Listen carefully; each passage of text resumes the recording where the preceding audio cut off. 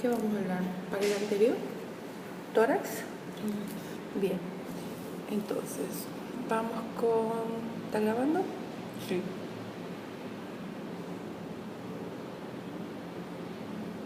Tórax.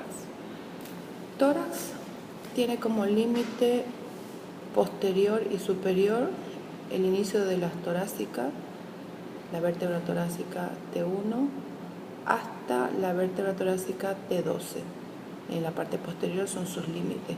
En la región anterior él va desde la horquilla esternal, que es el ángulo que se forma en el manubrio o cuerpo manubrio que se une con el cuerpo del esternón, pero entonces su límite superior de la parte anterior sería la horquilla esternal.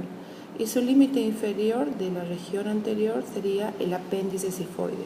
Entonces toda esta curva, límite superior, horquilla esternal, límite inferior, apéndice cifoide. Esos serían los límites del tórax. Vamos a retirar piel y vamos a ver que sacamos piel, sacamos el tejido celular subcutáneo, en la región cervical también, y sacamos para identificar de dónde vienen los músculos que vamos a estudiar.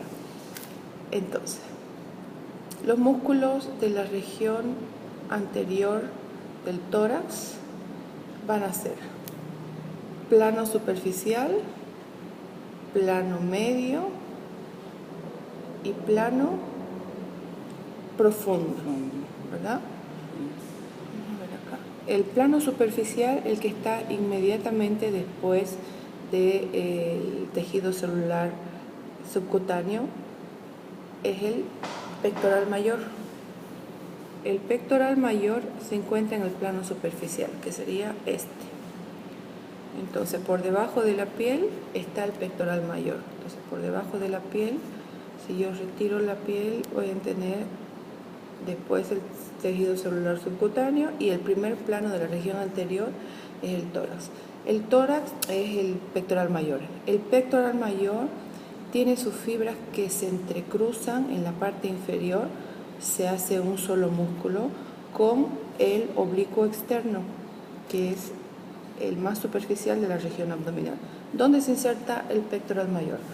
El pectoral mayor se inserta desde el cuerpo del esternón, toma toda la región anterior y el borde anterior del cuerpo del esternón, tiene inserción a nivel de la clavícula, en la región anterior de la clavícula, y termina insertándose a nivel del húmero, fíjense, está el húmero, en la línea externa de este canal, que se llama canal intertubercular, porque aquí está el tubérculo menor, tubérculo mayor. Entonces, esa sería su inserción distal. Este músculo, por estar en el plano superficial y por estar sujetándose del húmero, la función que él va a tener cuando se contrae, él va a permitir la aducción con D. ¿Qué quiere decir? Aducir es acercar el brazo hacia la línea media, pero aduce cuando el brazo está arriba. Entonces, miren ahí. El pectoral mayor, cuando está levantado el brazo, acerca el brazo hacia el tórax. Ese es uno de sus movimientos. Es el movimiento de aducción. Aducir es acercar, pero lo acerca cuando el brazo está arriba. Entonces lo levanta el brazo, cuando se pone amarillo es cuando funciona. Otra función del pectoral mayor, fíjate, es elevar el hombro, es elevador del hombro. Otra función del pectoral mayor, por su inserción a nivel de la clavícula, cuando él se contrae, él va a permitir la depresión del hombro. Entonces baja el hombro. Y una de sus funciones que habíamos dicho al inicio, ¿verdad?, que es la aducción o acerca. Mira, en amarillo funciona, acerca el miembro superior hacia el tórax. Esas son sus funciones por sus inserciones. Por sus sitios de inserción va a tener una función diferente, pero la principal es que acerca el miembro superior al tórax. Vamos con el plano medio. Entonces, sacamos el pectoral mayor y tenemos por debajo el pectoral menor. El pectoral menor es un músculo que se encuentra por debajo del pectoral mayor. Se va a insertar, entonces vamos a sacar, aquí está. Sacamos el pectoral mayor y por debajo tenemos el pectoral menor. El pectoral menor es un músculo que está bien relacionado con el pectoral mayor. Él se inserta en el omóplato. El omóplato, que se encuentra en la parte posterior, tiene una apófisis que se llama apófisis coronoide, donde se inserta el tendón del pectoral menor, y el pectoral menor termina en las costillas 3, 4 y 5. Entonces es su inserción del pectoral menor, costillas 3, 4 y 5. ¿Cuál va a ser su función cuando él se contrae? ¿Cuál sería su función? La función que él tiene cuando se contrae va a traer el hombro hacia adelante, ¿verdad? Si se contrae, entonces va a producir mira, cuando él se contrae, primero baja el hombro, depresión. Si él se contrae, baja el hombro. Ahora va a haber depresión del hombro, es esta función. Cuando él se contrae, baja el hombro. La otra era la función de protracción. Protracción es llevar el hombro hacia adelante. Entonces contrae y lleva el hombro hacia adelante. Protracción. Eso es porque se está agarrando de la apófisis coronoide.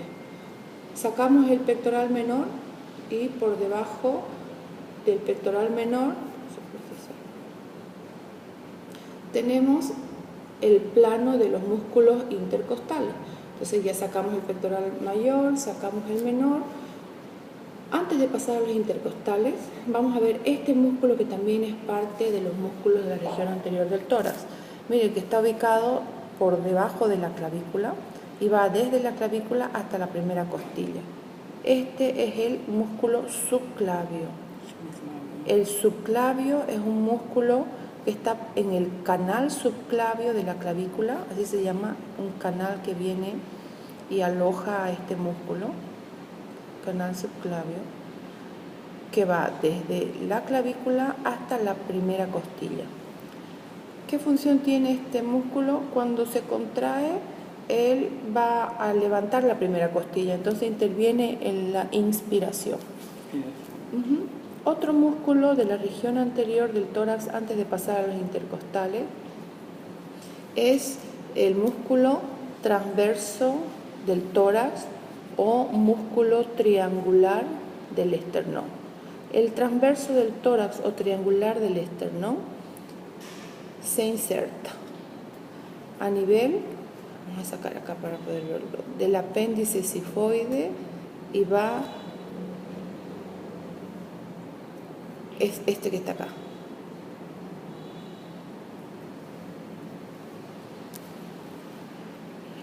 El triangular del esternón o transverso del esternón está insertado en toda la parte lateral y posterior del cuerpo del esternón y se dirige desde la segunda costilla, segunda, tercera, cuarta, quinta, sexta costilla. Él no tiene una función específica, ya que los cartílagos van a estar sobre este músculo, pero interviene en la respiración. Ese es el músculo transverso o músculo triangular del esternón. Ahora sí, vamos a los intercostales. Primer intercostal. Intercostales son los músculos que van desde el borde inferior de la costilla hasta el borde superior de la otra costilla. Entonces, esta es una costilla y el intercostal externo tiene sus fibras que se dirigen de afuera hacia adentro y va desde el borde inferior de la costilla superior hasta el borde superior de la costilla que está abajo. Bien, sacamos el intercostal externo. Por debajo tenemos el intercostal interno, que sus fibras van orientadas de adentro hacia afuera. Una diferencia del intercostal externo con el interno, miren, el intercostal externo, él tiene inserción desde la parte posterior de los espacios intercostales entre costilla y costilla, pero no llega hasta el esternón, él solo llega hasta los cartílagos costales. Ese es el intercostal externo.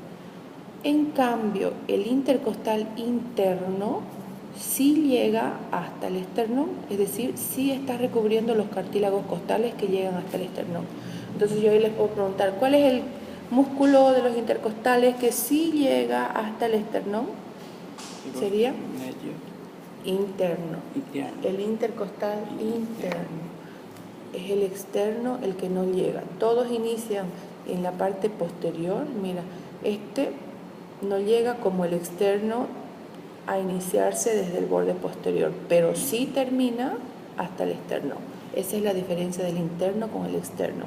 Sacamos el interno y por debajo tenemos otro que es el intercostal íntimo o intercostal menor. Este intercostal íntimo menor tiene la particularidad que es profundo, es el más profundo de todos. No inicia en la parte posterior de la articulación costovertebral y tampoco llega hasta los cartílagos costales. Entonces, de todos, el que no llega ni a los cartílagos costales ni a la articulación costovertebral es el íntimo. Estos músculos van a ser inspiradores y expiradores. Entonces, sacamos este intercostal íntimo y nos vamos con otro que es parte de la caja torácica, pero de la región lateral. Este músculo, que es de la región lateral del tórax, ahora lo vamos a ubicar acá, es el músculo que utilizan los nadadores.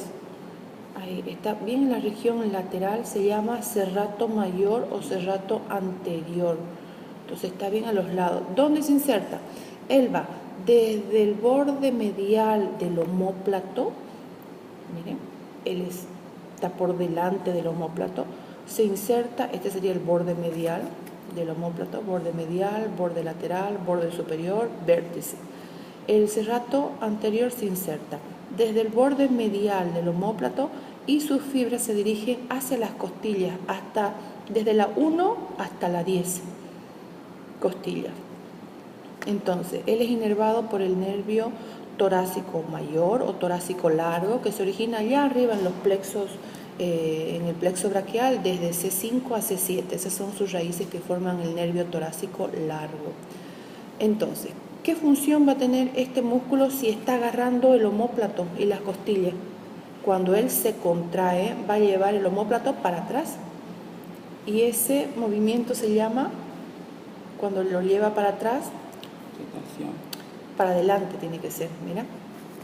Cuando se contrae y lo trae hacia adelante. Eso, yo lo estoy viendo de adelante, lo tendría que ver de aquí, mira. Lleva el hombro hacia adelante. Ese es el movimiento que hacen los boxeadores, los nadadores, ¿verdad? Lleva hacia adelante el hombro. Ese es el movimiento de braceo, ese es el movimiento que en el boxeo se hipertrofia este músculo, es el músculo de los nadadores. Se desarrolla muy bien con esas disciplinas. Bien, ese sería el músculo lateral, que es el serrato anterior. Ahora nos vamos a la región posterior. Antes de pasar a la región posterior, voy a sacar el platisma. Recuerda que es el músculo cutáneo del cuello que está adherido a la piel. Porque en la región cervical, ¿por qué voy a hablar de esto? Porque están llegando a la primera costilla y como la costilla es parte de la caja torácica, es importante estudiar estos dos músculos. Uno, vamos a sacar el esternocleidomastoideo. Uno, el escaleno anterior, el escaleno medio y el escaleno posterior. ¿Por qué vamos a estudiar el escaleno? Voy a sacar este que nos molesta, que es el homoyoideo. Miren, escaleno anterior, escaleno medio y escaleno posterior. De estos tres músculos, el escaleno anterior y el escaleno medio forma el triángulo de los escalenos. Aquí está, el triángulo de los escalenos. Ese es un triángulo, es un espacio que está delimitado por el escaleno anterior y el escaleno medio.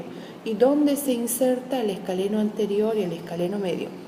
Tiene que llegar hasta la primera costilla porque es parte del tórax.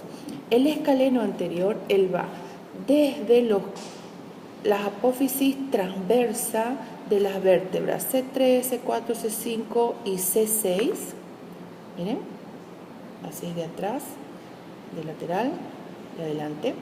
Y llega hasta la primera costilla, hasta un tubérculo que está en la región anterior de la primera costilla, denominado tubérculo de Lisfranc, que solo la tiene la primera costilla. El tubérculo de Lisfranc es característico de la primera costilla, que está en la región anterior y es donde llega el escaleno anterior. El escaleno medio tiene su inserción a nivel de las cervicales también, pero más arriba. Él viene desde la C2, C3, C4, C5, C6 y C7 en las apófisis transversas y llega también a la primera costilla, pero en el borde posterior. Mira, borde anterior, borde posterior. Esos dos forman el triángulo de los escalenos. Pero, ¿por qué la importancia del triángulo de los escalenos? Porque por este triángulo, ¿o qué elementos anatómicos atraviesan el triángulo de los escalenos? Va a pasar una arteria y un nervio. El nervio es el plexo braquial, que es este, plexo braquial, y la arteria subclavia. Esos son los elementos vasculares y nerviosos que atraviesan por este plexo, por este espacio denominado triángulo de los escalenos y que está delimitado por el escaleno anterior y el escaleno medio. Entonces, ¿cuáles son los elementos anatómicos que atraviesan por el triángulo de los escalenos? El plexo braquial y la arteria subclavia que se está yendo hacia el miembro superior. Esa es la importancia de los escalenos, anterior y medio. Y el posterior, que habíamos visto también, hay un posterior, él no llega a la primera costilla. Él se inserta desde C4, apófisis transversa C4, C5 y C6, pero él termina a nivel de la segunda costilla. Él no interviene en los triángulos escalénicos por donde pasa el plexo braquial y la arteria subclavia. Bien, vamos por la región posterior. En la región posterior del tórax tenemos a la parte más superficial, que es el músculo trapecio. El trapecio tiene tres porciones, una porción descendente, una porción transversa y una porción ascendente. Todo el trapecio va desde la línea nucal superior del occipital hasta la porción más inferior, que es la T12, torácica número 12. Estas tres porciones del trapecio van a terminar la superior a nivel de la clavícula, mira, la media a nivel del omóplato y la inferior termina a nivel de T12. ¿Se agarran de la apófisis espinosa de las vértebras estos músculos? No. ¿Por qué? Porque son superficiales, no llegan a las apófisis espinosas. Miren, están en la línea media sí, pero no tienen contacto con las apófisis espinosas de las vértebras, porque está en un plano superficial. Miren, no llega a la apófisis transversa. Por debajo está el otro plano medio y plano inferior. ¿Y qué función van a tener cuando él se contraiga? Va a levantar el hombro, va a retraer el hombro y cuando se contrae acá va a permitir que se acerque el omóplato. Bien. ¿Quién inerva el trapecio? Que es un músculo superficial muy importante. ¿Quién lo inerva? Es un par craneal, el trapecio. Junto con el esternocleido occipito mastoideo, son inervados por el nervio espinal o accesorio. Saquemos el plano superficial. Vamos con el plano de los romboides, que están inervados por el nervio escapular, que ayer estabas viendo, ¿verdad? El plano de los romboides está conformado por romboide menor y romboide mayor. El romboide menor, miren, aquí está el nervio que lo está inervando, que es, ahí está, Ese es el accesorio que llega al trapecio. Vamos con el romboide menor. El romboide menor va desde la línea media, desde la apófisis espinosa de las vértebras C4 y C5 hasta el borde medial del omóplato. Entonces, él está por arriba del mayor. Entonces, las apófisis espinosas de C4 y C5 son su inserción proximal y su inserción distal es el borde medial del omóplato. El romboide mayor está por debajo, viene desde C5, C6, C7 hasta el borde medial, pero en la parte más inferior del omóplato. ¿Qué función van a tener estos músculos romboides mayor y menor? Si él se contrae, va a permitir que el omóplato se vaya para atrás y a ese movimiento se llama retracción, que es lo contrario de protracción. ¿Mira? Él lleva el hombro para atrás. ¿Mira? Retracción, ahí no se ve el músculo. Lleva para atrás el hombro. Ahora quiero que veas cuando está amarillo. Ahí. Cuando él se contrae, lleva el hombro, el omóplato hacia atrás. Ahora sí. Ese es el movimiento de retracción. Igual el romboide mayor también hace el mismo movimiento porque está agarrando los mismos espacios, solo que está por debajo del menor. Vamos con el plano de los serratos. Había un serrato mayor y anterior y este es un serrato posterior. Está por debajo de los romboides. El serrato posterior y superior, porque hay un serrato posterior e inferior que está por debajo de este músculo, que es el músculo dorsal ancho latísimo del dorso, que él se inserta a nivel de T1 hasta T12 y se dirige hacia el húmero, hacia la región anterior o la línea anterior del surco intertubercular. Él es el músculo más superficial, lo vamos a sacar para que podamos ver que existen tres serratos. Un serrato anterior, que es este, que ya lo vimos, y lateral. Un serrato posterior, que lo estamos viendo ahora, y superior, y un serrato posterior e inferior. Vamos con el serrato posterior y superior. El serrato posterior y superior, él se agarra, se inserta desde la séptima cervical en sus apófisis espinosa, C7, T1, T2 y T3, y se dirige hasta las costillas. Fíjense, se va a dirigir hacia las costillas desde la segunda hasta la quinta, segunda, tercera, cuarta y quinta costilla. Esa es inserción del serrato posterior superior. El serrato posterior inferior, él está más abajo. Él se inserta, mira, desde la torácica número 11, apófisis espinosa de la 11, L1 y L2, hasta borde externo de la novena, décima, undécima y duodécima costillas. Él está bien abajo en las últimas costillas. ¿Qué función van a tener los serratos? Por su inserción,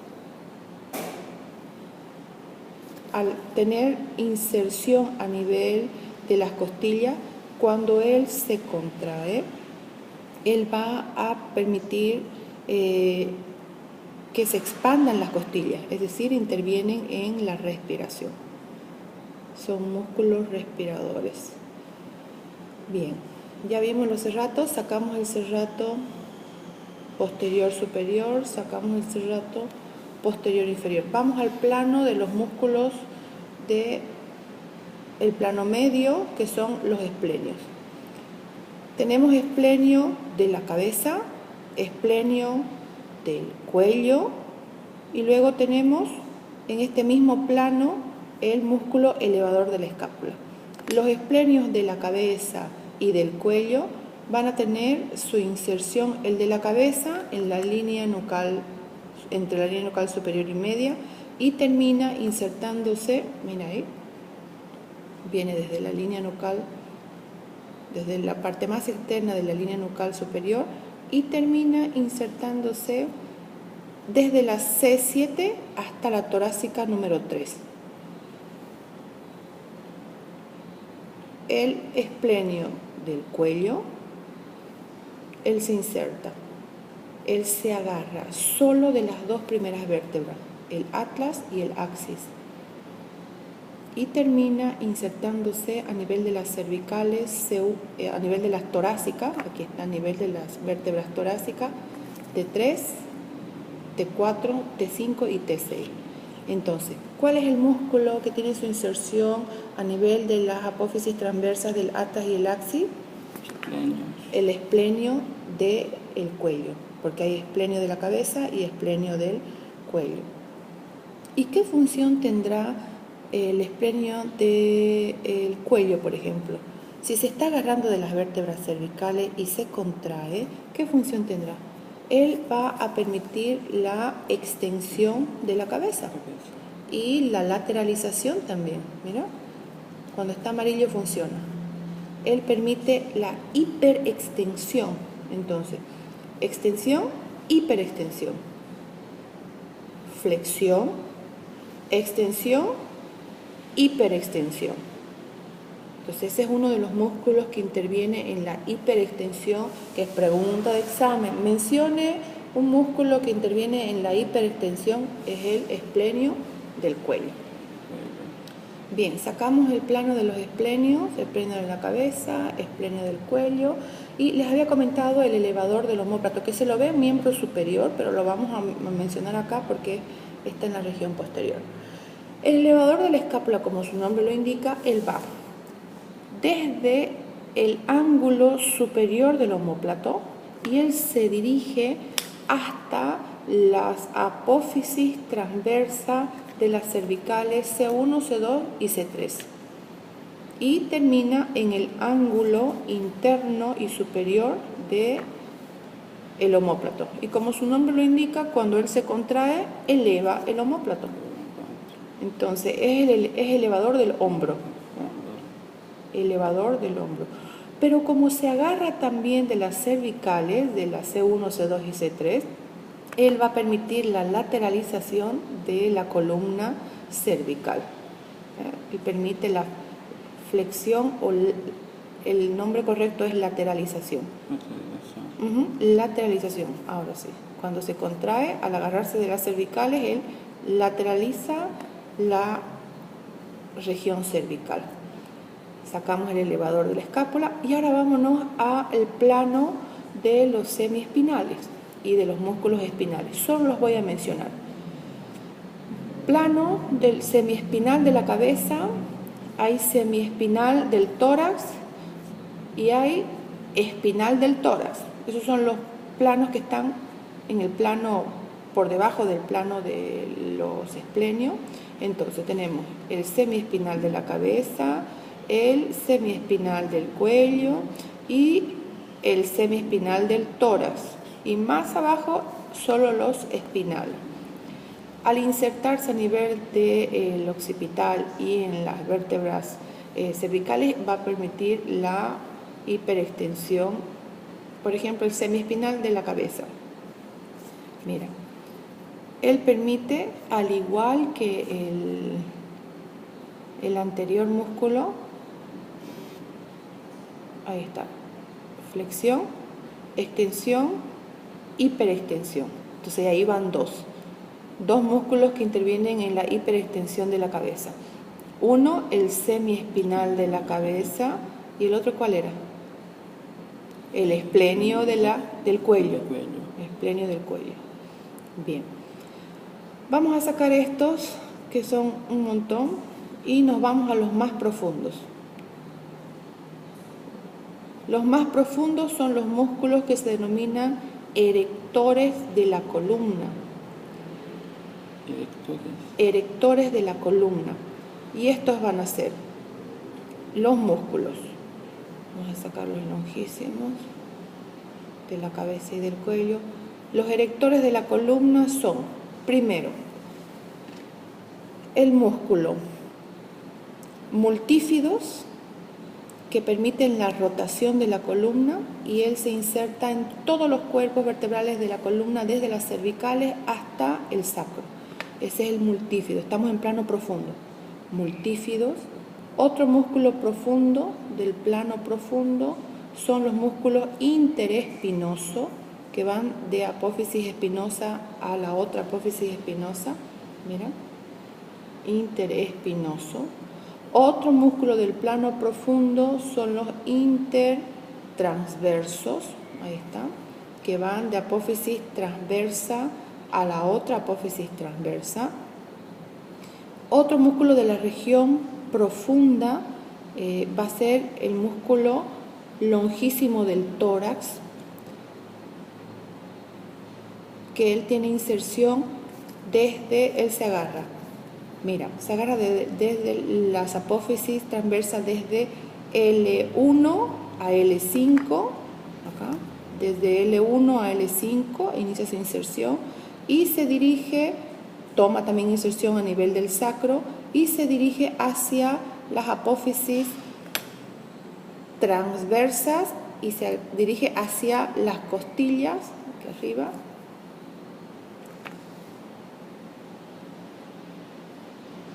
¿Cuál va a ser la función del longísimo del tórax? Si se está agarrando de la región lumbar y de las costillas, él va a permitir la hiperextensión del tórax.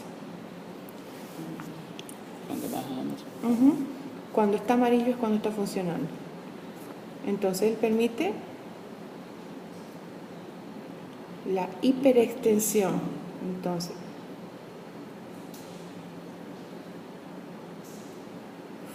ahí, flexión, él no interviene en la flexión. Extensión e hiperextensión. Ese es el longísimo del tórax. Y otra función va a tener la función de flexionar.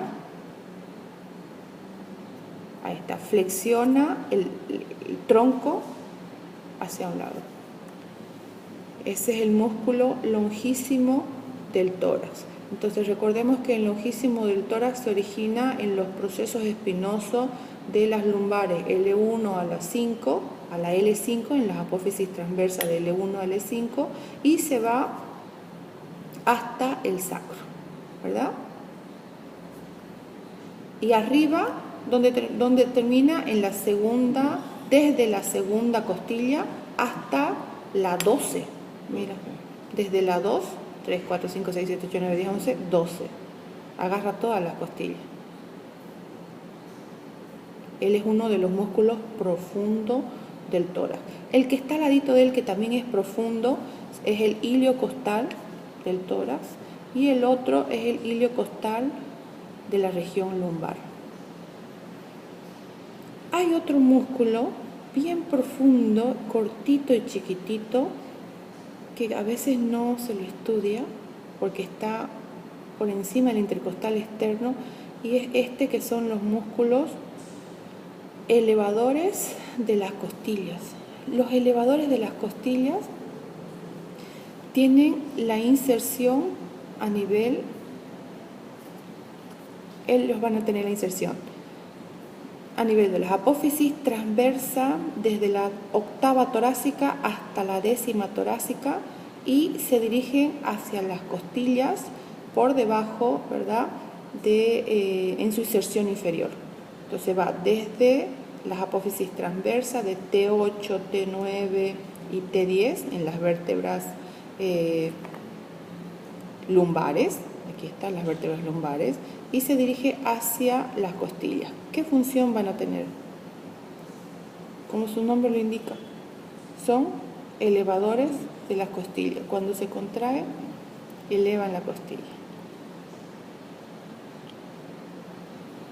¿Y este cuál es? Este es el ilio costal. Listo. En brazo, en hombro, cuando estudiamos brazo vamos a ver que en la región posterior tenemos el supraespinoso, infraespinoso, el más superficial de todos, que es la porción posterior del deltoides. Ya saqué el deltoides, entonces puedo ver supraespinoso, infraespinoso, redondo menor, ahí, redondo menor y redondo mayor. Esos son los 4 músculos que están en la cara posterior del omóplato. En la cara anterior del omóplato hay un músculo que es el músculo subescapular, que es ese. Ese es el músculo subescapular. Mira, está en la cara anterior del omóplato. El subescapular, que está en la cara anterior del omóplato, que se dirige hacia el húmero, hacia la cabeza del húmero a nivel del troquínter menor o del tubérculo menor, junto con el subescapular, junto con el supraespinoso, el infraespinoso y el redondo menor. Esos 4 músculos forman el manguito de los rotadores: supraespinoso, infraespinoso, redondo menor y el que está en la región anterior, que es el subescapular. Esos los vamos a ver en miembro superior. Listo. ¿Qué más? En la región del hombro, mira, se llama supraespinoso porque en el omóplato hay una espina que se llama espina del omóplato. Esta espina del omóplato tiene una fosa.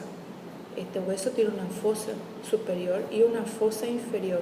El que está arriba es el supraespinoso y el que está abajo es el infraespinoso. Y el orden de los redondos es igual que el orden de los serratos que vimos: el menor por arriba y el mayor por abajo. Y este que está acá es el tríceps, el tendón largo del tríceps, que le hace como un lance. Bien, se acabó. Corto.